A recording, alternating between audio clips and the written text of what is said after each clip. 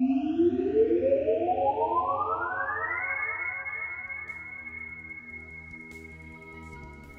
again, it's time for another Q&A sesh.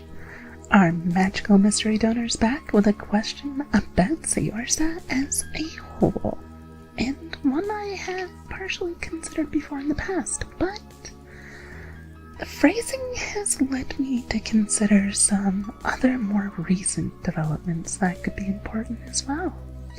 So, time to stop being so vague and get into the question and then the answer. Let's start with the question verbatim, shall we? Has anyone asked / have you considered how you expect people to play the game? Like tabletopness and LARPing. Answer time, biatch. I was being edgy, or trying to. Failing maybe, but what else? It's still answer time, so deal with it. Now, Saorsa's a tabletop RPG.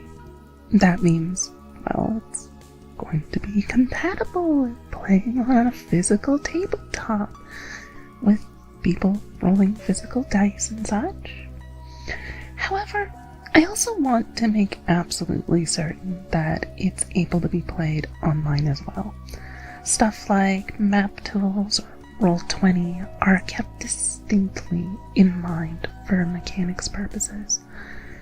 As such, the game's abilities, mechanics, and so on are being built so that it's both easy for a player to figure out the math bits like damage formulae without using a calculator, and for a computer to be able to be programmed to define the mechanics in a quantified manner. So yeah, Saorsa needs to be capable of catering to human players as well as machine intermediaries. An example of this is hex-based versus square-based boards. Hexes are easier to measure out since diagonals are the same distance away from one another, where squares have the issue of moving one diagonal space usually means moving two squares, a vertical and a horizontal. I ended up settling on squares because it's easier for players, especially newbies, to think of the board in squares, and it's a lot easier for most people to draw maps on a square grid rather than a hex-based grid. So, what about diagonals?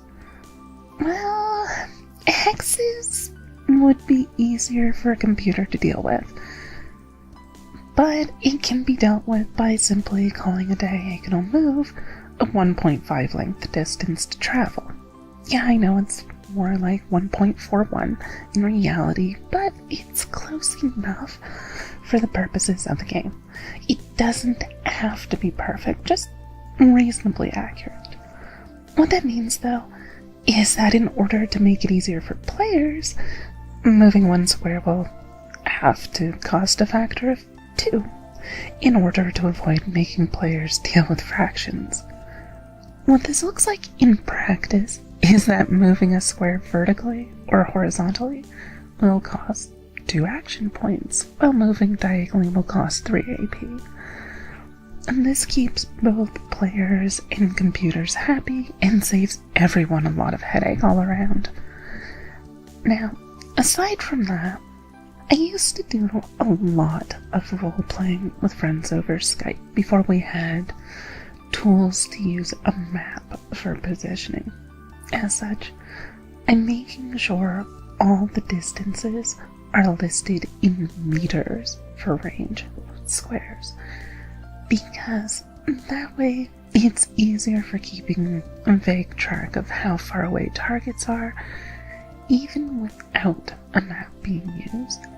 Positioning is important in Saorsa from a tactical standpoint, but I wanted to mostly involve nice benefits for keeping track of where stuff is, rather than being pretty much absolutely unnecessary like in a true tactics game, or something like D&D's 4th edition rules, where you practically couldn't play without a map.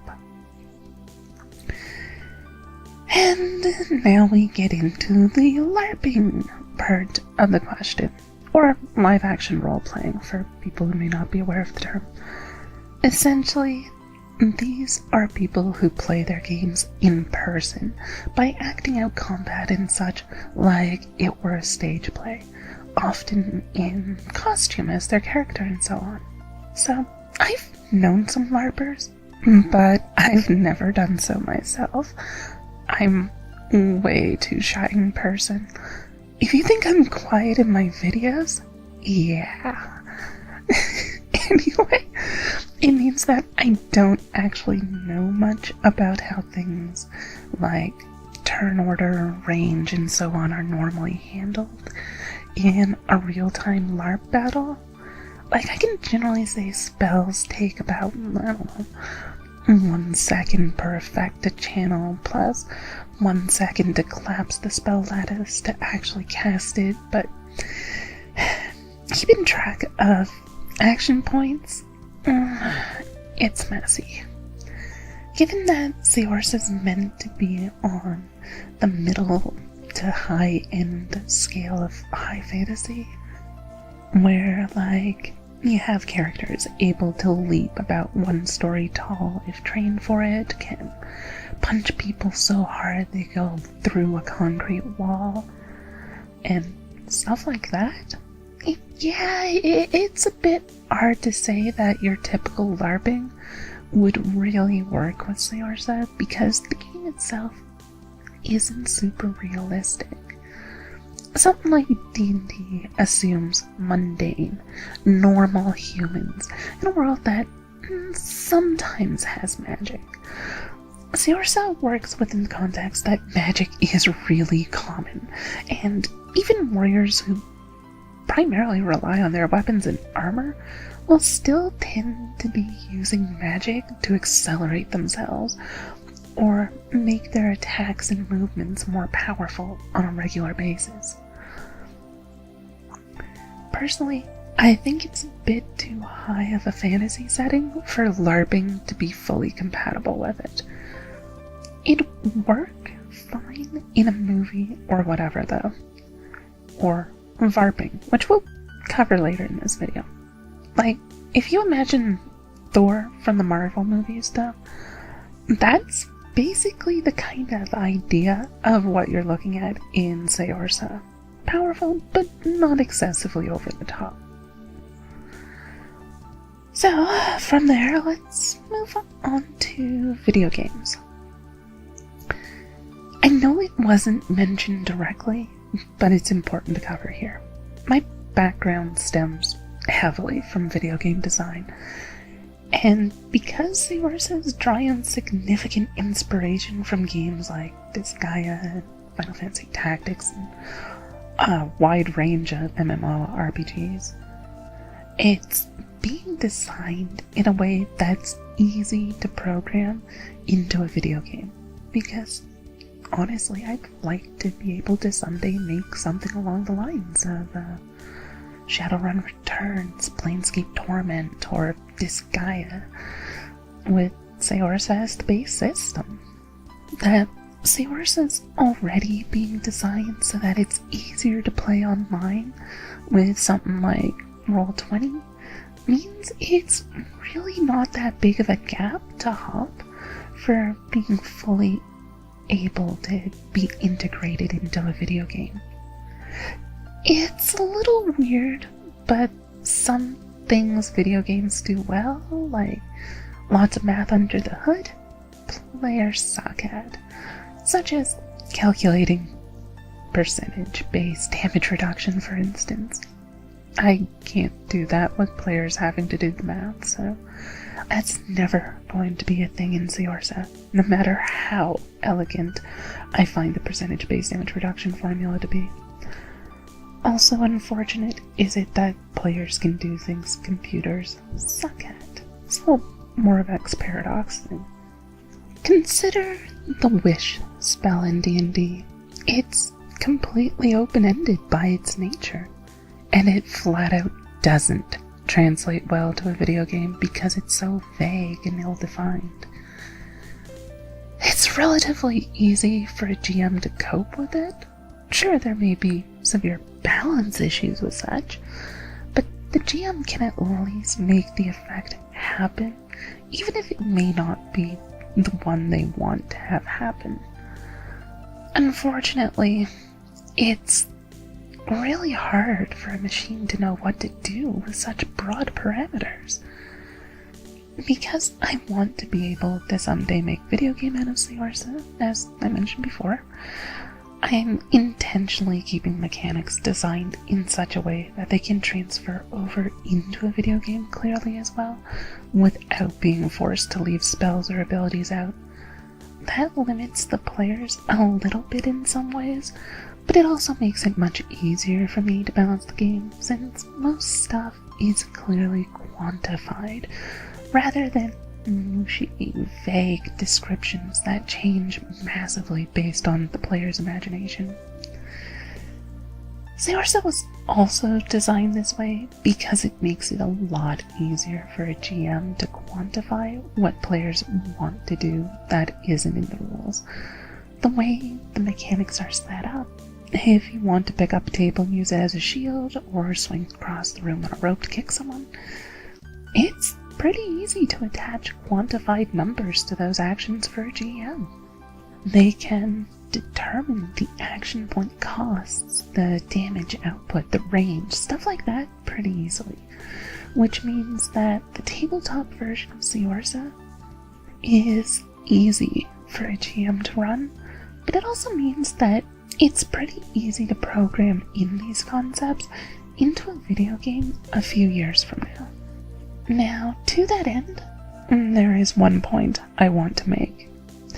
Because virtual reality is becoming way more common these days, as is augmented reality, sort of like how Pokemon Go counts as, Saorsa will work very well in these environments. Like, you may not be able to LARP the high fantasy setting of Saorsa all that well in person, but in a virtual reality setup, as in virtual reality roleplay, or that Vrrping I mentioned earlier. Yeah, I just coined the phrase. Yeah, Saorsa will probably be able to handle that fairly easily, and even the spell system could be mapped out onto a VR setup pretty easily. Like having a sphere as the spell, and you pick a selection with your hand to say, fire effects. Then grab the cauterizing icon and physically attach it to the spell, then squeezing the spell down in your hands into a tight ball, making it visually representative. That's kinda how Saorsa is being built anyway, though.